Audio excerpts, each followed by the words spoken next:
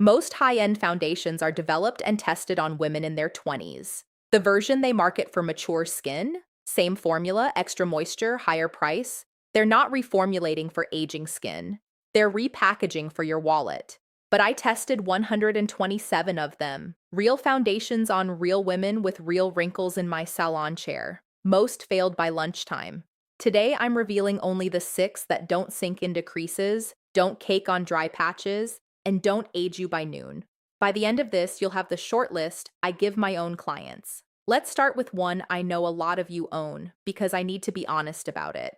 Estee Lauder Double Wear, 4 out of 10. I know half of you watching probably have this bottle sitting on your bathroom counter right now. This is arguably the most popular foundation in America for women over 40. Your best friend swears by it. Your beauty counter pushes it every single visit. And I need you to hear this because nobody else is going to tell you. This stuff is like spackle. Yes, it lasts all day. Nobody is arguing about the wear time. But so does concrete. The formula is thick, it's heavy, and it grabs onto every single fine line and wrinkle on your face like it's trying to announce them to the room. It settles into your laugh lines, pools in the creases around your mouth, and by evening you look more tired and more aged than when you woke up that morning. Your skin feels suffocated under it all day long. I had a client in my chair last Tuesday. Beautiful woman, 62 years old, gorgeous bone structure. She'd been wearing double wear faithfully for over a decade. I wiped it off and put something lighter on her and she nearly cried right there in my salon. She genuinely believed her skin was just getting worse every year. 10 years of blaming her own face when the foundation was sitting in every line, making each one look deeper than it actually was. Nobody had ever told her. That's the part that makes me angry. But not everything in the luxury aisle is a waste. This next one actually earned its price tag. Chanel Le Beige Healthy Glow Foundation. 8 out of 10. You know what? This one is actually lovely, and I don't use that word lightly. The finish on this foundation is what I describe as your skin on its absolute best day. Light, breathable, with this soft, warm glow that makes you look like you slept 9 hours and drank a gallon of water, without tipping into greasy or shiny territory. In Korean beauty, we talk about that glass skin look, where your complexion appears hydrated and lit from the inside out. Chanel Le Beige delivers exactly that on mature skin without smothering you. What really won me over is how it handles the trouble zones. Around the eyes, around the mouth, along the jawline, those areas where crepey texture usually grabs foundation and turns it into a crinkled mess. This formula actually smooths over those spots instead of making them worse. It doesn't emphasize texture the way heavier coverage does. It almost softens it. Yes, it's pricey. And no, it's not bulletproof coverage. If you need to cover deep discoloration or significant age spots, you'll want a good concealer underneath. But sometimes you don't want armor. Sometimes you want elegance. And this delivers elegance beautifully. I woke up like this in a bottle if you actually did wake up like that. But for every foundation that gets it right, there's one coasting on a name it stopped earning years ago. MAC Studio Foundation, 3 out of 10. And this one genuinely pains me because MAC was the gold standard when I started doing makeup 30 years ago in Seoul. Every professional artist had MAC in their kit. That wasn't a preference, it was an industry requirement. But they've been riding on that reputation for 2 decades now, while the formulas quietly fell behind everything else on the market. The shade matching has become wildly inconsistent, and the real killer on mature skin is the oxidation. This foundation turns orange on at least half the women who sit in my chair wearing it. I had one client, lovely 60-year-old woman. She'd been loyal to the same MAC shade for 15 years. I watched her apply it. Perfect match at 9 in the morning.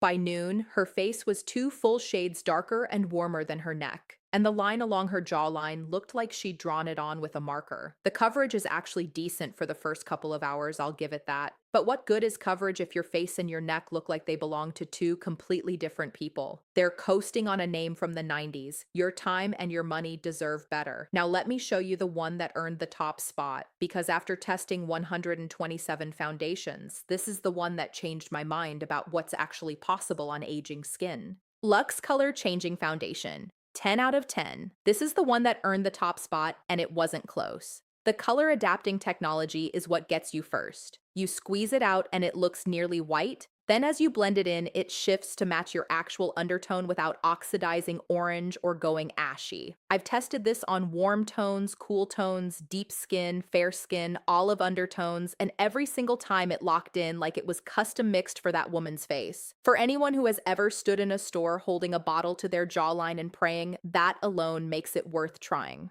But the color matching isn't even the real story. Every foundation I have ever used on mature skin either settles into fine lines or sits on top of them. That's what foundation does once your skin changes. I accepted it as a fact of the job. This formula actually fills and softens fine lines instead of sinking into them. It doesn't crack or oxidize or separate by afternoon, and by the end of a full day, your skin looks better, not worse.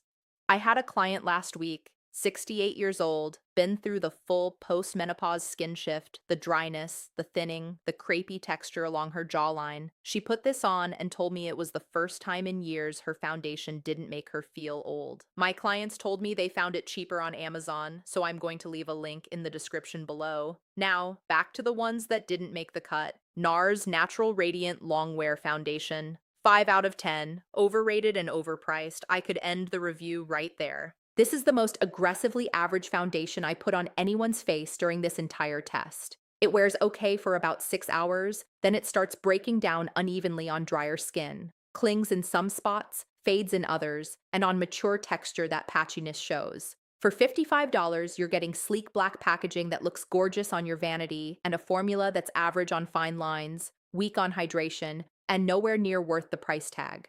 You're paying for hype and a pretty tube. You can walk into any drugstore in America and find something that outperforms this at a third of the cost. And if NARS is aggressively average, this next one is aggressively terrible. Giorgio Armani Luminous Silk. 1 out of 10. I cannot believe I spent years buying this. This foundation has lived on every beauty editor's recommendation list since the early 2000s and on smooth 25-year-old skin with active oil glands. Fine, maybe it earns the hype. But on a woman over 50 with any dryness, any texture, any of the skin changes that come with age, complete disaster. It separates on dry patches within hours. It slides off textured areas around the nose and mouth, and it flat out disappears by lunchtime. I had a client wear this $80 bottle to a birthday dinner last fall. By the time appetizers hit the table, she looked like she'd never applied anything at all. The formula doesn't bond to mature skin. It just floats on top, and without enough natural oil to anchor it, it gives up and slides away. $80 for maybe 4 hours of coverage that looks passable from across the room, but vanishes up close. Complete garbage in a beautiful bottle. So after all those expensive disappointments, I want to leave you with something you can walk into any store and buy today. Revlon Color Stay. 7 out of 10. Best drugstore foundation on the market for mature skin, period. And I'm talking specifically about the whipped version, not the original liquid. The whipped texture is creamy and light without feeling heavy on your face. It blends into fine lines instead of sitting on top of them like a ridge, lasts through a full day without caking or cracking in your creases, and costs less than your morning coffee. I had a client wear this to an all-day family reunion last summer, 8 hours in the Texas heat, and she came back to my salon looking like she'd touched up 5 minutes earlier. At that price point, that kind of performance is almost absurd. The shade range could be wider. I'll be honest about that. And it's not going to deliver the same lit from within luminosity that a Chanel or a higher end formula gives you. But for your everyday, your grocery run, lunch with your girlfriends, a regular Tuesday at the office, this quietly outperforms products costing 5 and 6 times as much. Do not let the drugstore shelf fool you into thinking expensive means better. If any of this is saving you money or headaches, hit subscribe. I do honest reviews like this every week, and I never sugarcoat the results. So there it is. 127 foundations tested on real women with real skin under the most honest lighting I could find. Those are my results, the good and the terrible, and now you know exactly where your money should and shouldn't be going. Stop blaming your lines for bad foundation. The wrinkles are not the problem, the formula is. And stop giving your money to brands that built their reputation on 20-year-old skin and never once thought to reformulate for yours. Your skin earned every single one of those lines. The least your foundation can do is respect them.